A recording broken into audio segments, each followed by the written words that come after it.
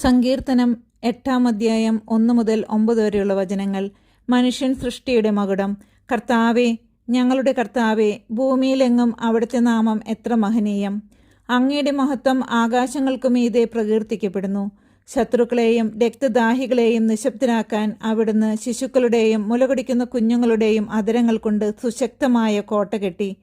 അങ്ങയുടെ വിരലുകൾ വാർത്തെടുത്ത വാനിടത്തെയും അവിടുന്ന് സ്ഥാപിച്ച ചന്ദ്രതാരങ്ങളെയും ഞാൻ കാണുന്നു. അവിടുത്തെ ചിന്തയിൽ വരാൻ മാത്രം മർത്തിന് എന്ത് മേന്മയുണ്ട്!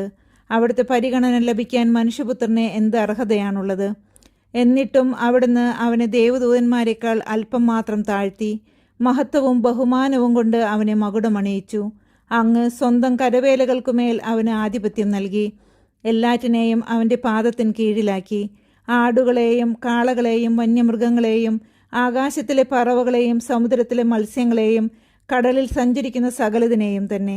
കർത്താവേ, ഞങ്ങളുടെ കർത്താവേ, ഭൂമിയിലെങ്ങും അങ്ങയുടെ നാമം എത്ര മഹനീയം!